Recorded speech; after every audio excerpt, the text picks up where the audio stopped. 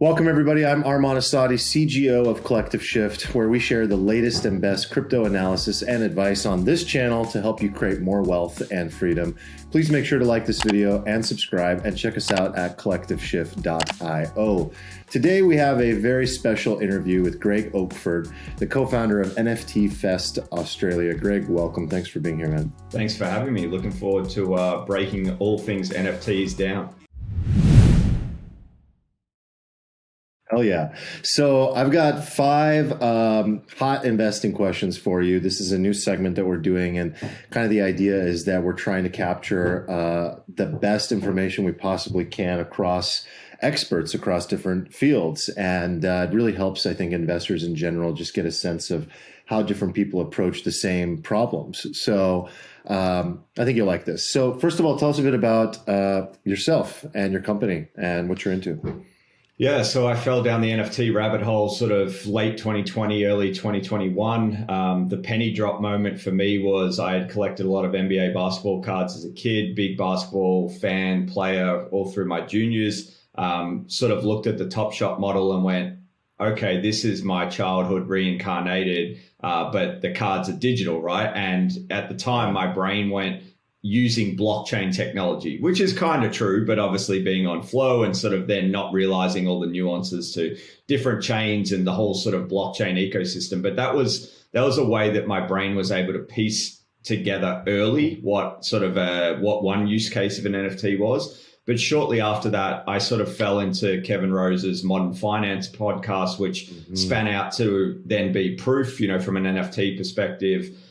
So for me, the use cases of NFTs were broadening every day as I consume more content. And as you can see, for those that are watching the video right now, wearing a VeeFriends hoodie, Gary Vee was beating the drums around the same time in sort of February, March 2021 of a project coming up. And I always describe sort of like I've followed Gary's content on and off for about 8 or 9 years. I got the pleasure of meeting him in Melbourne in 2019 before the world sort of shut down at a wine event. And I would say that the introduction of VeeFriends sort of fast tracked my way into setting up a MetaMask and getting into the NFT realm and kicking the tires of some things, maybe 2 to 3 months earlier than I would have done previously. So I feel like I owe a lot to the VeeFriends project and Gary for just sort of pushing me off the cliff a little bit quicker than I would have got there otherwise. So it's been a wild ride really for about 15 to 18 months now. Nothing has captured my imagination more than NFTs. I remember looking around the room at a blockchain event I went to in early 2021, just as I was getting introduced to NFTs, and there was no NFT content essentially, or very, very, very little. And there was a lot of finance people there talking about all topics DeFi. There was politicians talking about how we're going to, regulate this space. There was the accountants, the lawyers, and I'm looking around going, where do I fit? Well, NFTs sort of in a short time just hit me like a tsunami. Such a cool story, man. And it's funny you say 2 to 3 months early, which in this world is like 2 to 3 years. So, that little push means so much. So I understand why you have that gratitude toward the education and toward Gary and toward the various communities like Kevin Rose's that have enabled you to become an expert so quickly, because it really is all about that. As soon as you tap into the right community, there's a lot of charlatans out there, but as soon as you tap into the right community, man, it's groundbreaking. Tell me a little bit about NFT Fest Australia. Yeah, so this was an event that we put on in September in 2021. We had around about 3,600 registrations. It was an online event only, and that was primarily due to COVID restrictions still here in Melbourne, which is my hometown. But ultimately, myself and my co-founder, Rochelle Cox, we were sort of thinking about, well, could we put on an event here? Steve Vallis, who was the outgoing CEO of Blockchain Australia, who's a friend of mine, and I owe a bit to Steve for sort of pulling me down the rabbit hole of all things blockchain over the last couple of years as well.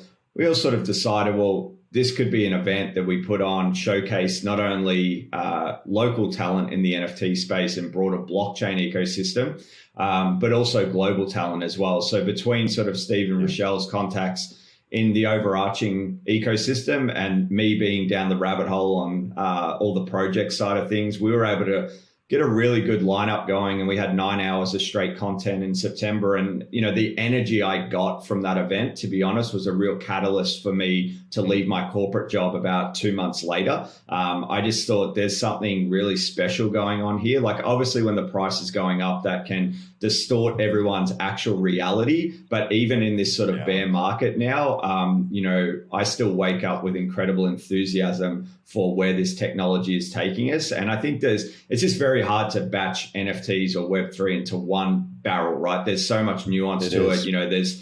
There's sort of quote unquote investing side, but then there's just the underlying technology as well. I always tell the story of doing spring cleaning last year and looking at ticket stubs that I've got from the last 20 years of my life, whether it's concerts or sporting events or whatever.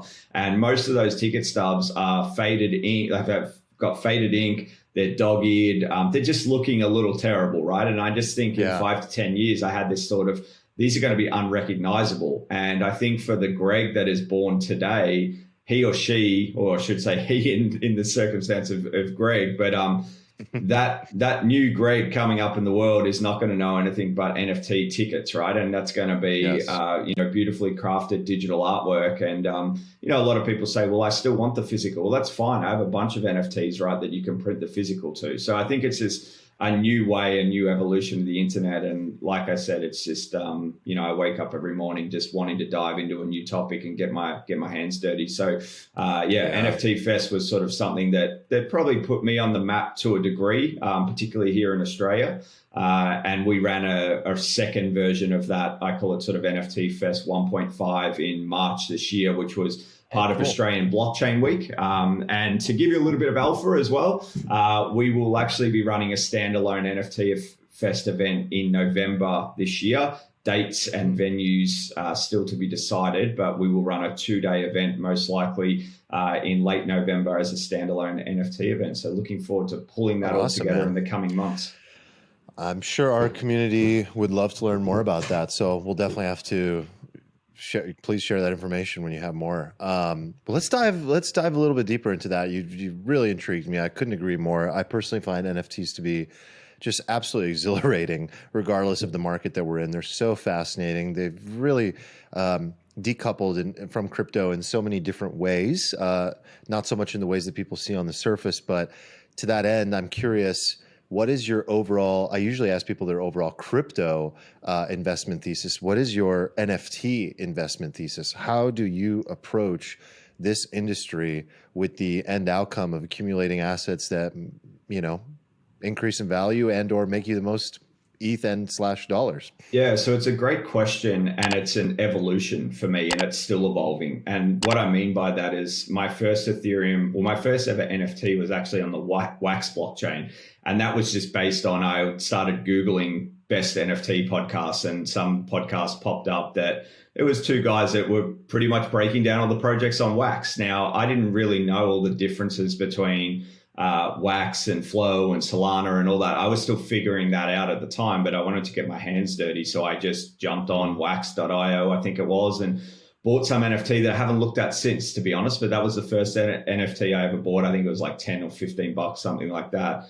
And I was actually quite baffled at the time, not really knowing the underlying tech and how everything worked yet, was why can't I do this on my mobile phone, right? It felt weird. I'm opening up a wallet on desktop, right? Because again, as my brain was going through this learning phase, that was quite odd to me. But when I got my first Ethereum NFT, setting up a MetaMask, etc., which was a VFriend, ultimately I was intrigued by NFTs. I felt comfortable buying something from Gary. I had sort of followed his stuff for a while. But the main hook was VCon, a 3-year conference pass. And having been locked down for the last 2 years in COVID times, mentally I went, that would be really cool to look forward to a US-based conference for the next 3 years. There's an excuse for me to travel over to the US for the next 3 years. I'm in, right? Like that's accountability purchase.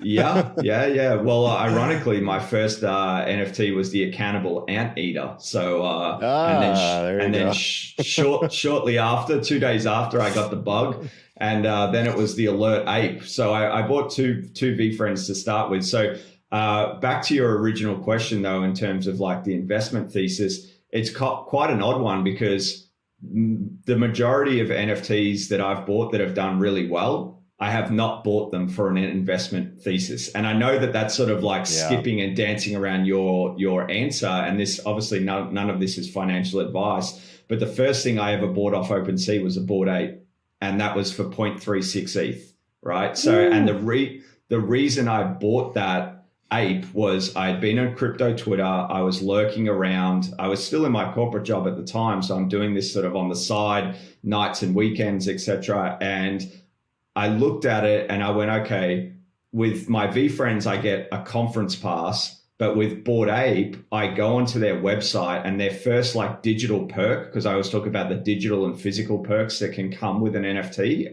as an unlock.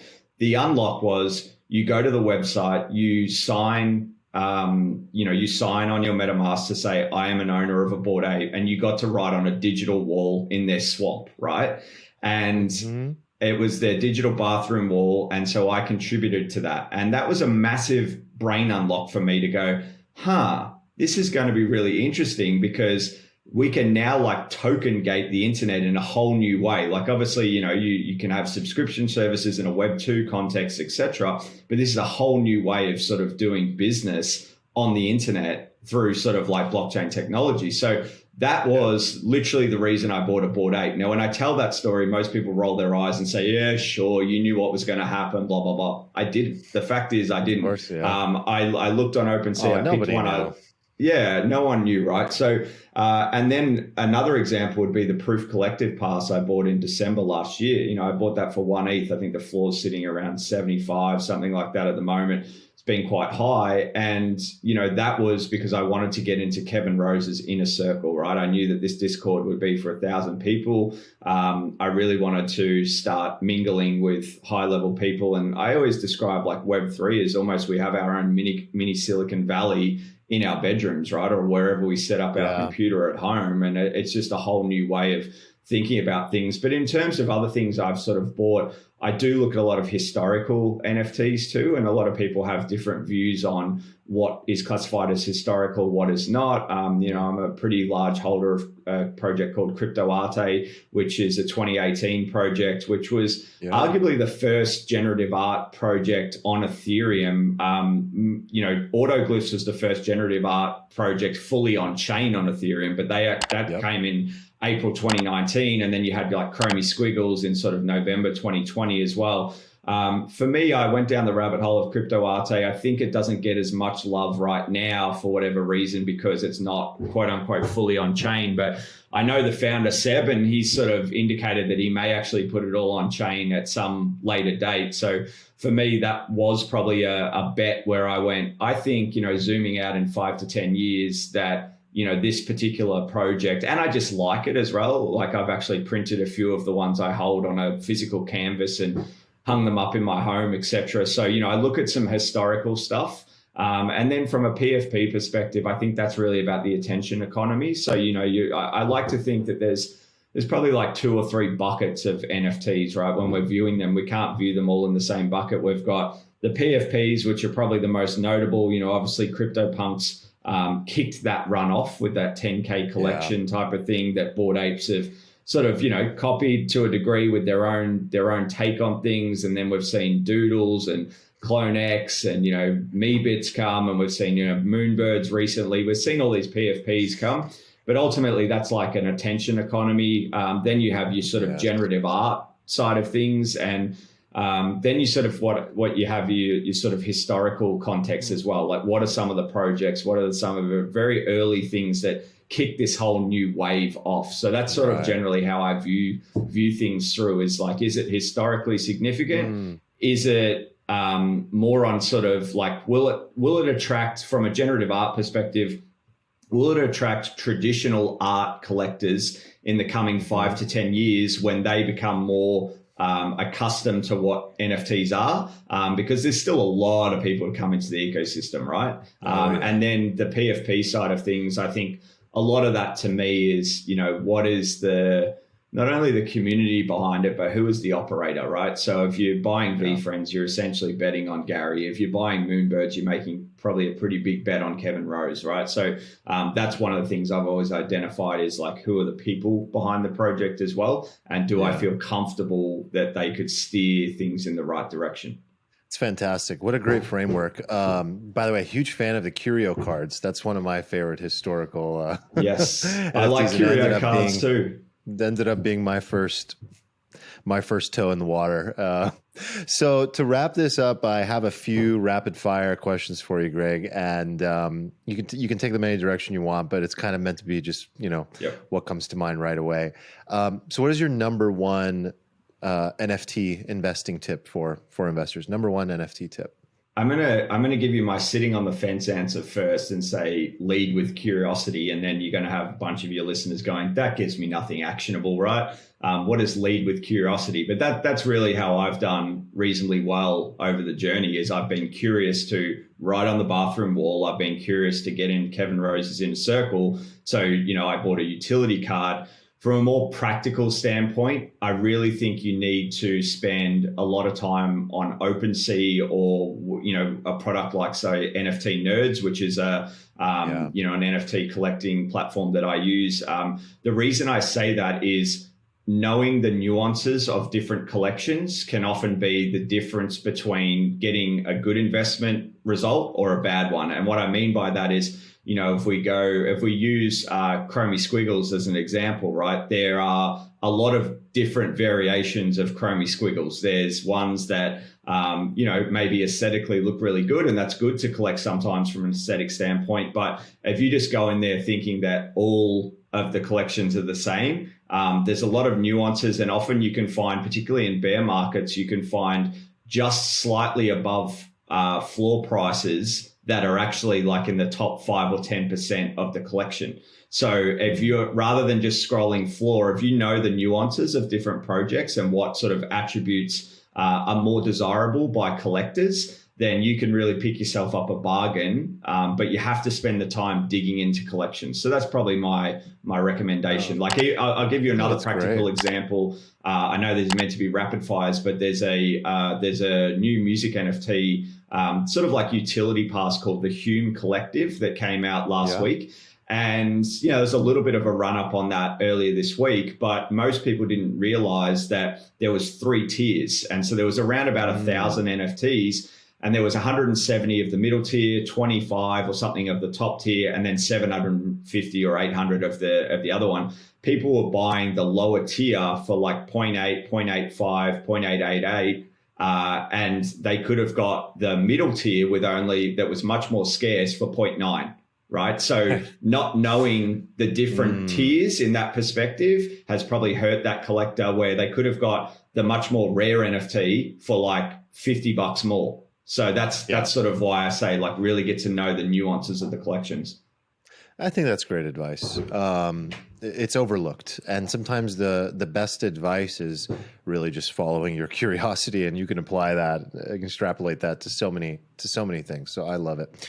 What's the biggest NFT investing mistake that you've ever made? It's a good question. I would say probably selling too early, particularly my serum with my Bored Ape. That was the first major airdrop I had. It was back in late August of 2021. And I actually was fortunate enough to get airdropped an M2 serum. It was like a Sunday morning for me. I woke up and I didn't know what was going on. I went into the Discord and everyone went, "Oh, you got M2, that's awesome." And I was sort of like internally celebrating, but I didn't really know what that meant at that stage. And then I just saw like the floor for it had gone to like 18 to 20 ETH. And this was when ETH was at, maybe like 4,500 Australian. And so I'm like, wow, what a Sunday morning.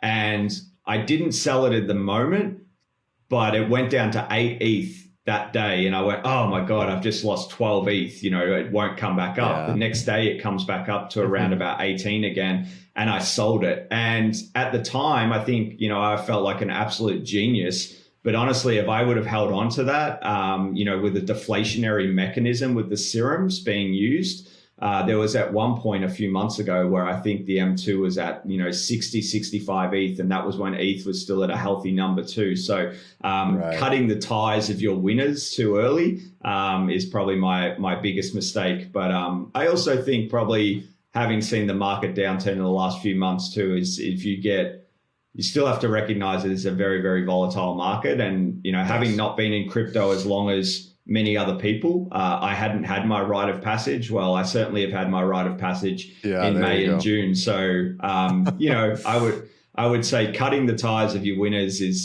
too early is my mistake. But at the same time, I think there's nothing wrong with taking profits along the way. I love it, man. So much wisdom. Really appreciate you sharing all of this. There's so many tips here, and we had not done an NFT version of this before. So if people want to follow along with you, learn more about you, what's the best way? Where do you prefer? Yeah, pretty active on Twitter. My handle, I brought my Web 2 identity across to Web 3. Many of my friends are anons, but at Greg Oakford. So Oakford is spelled Oakford. You can also find me on LinkedIn. So they're probably the two best places. And for NFT Fest, nftfest.com.au, we will be having some announcements on that website over the month of August. Awesome. This will all be included in the notes below on YouTube and in our show notes for the podcast for everybody. So thank you so much, man. Much appreciated. Great story. And and continue enjoying this NFT journey. I know we've only just begun. Absolutely. Thanks for having me on. Thanks, man. Appreciate it.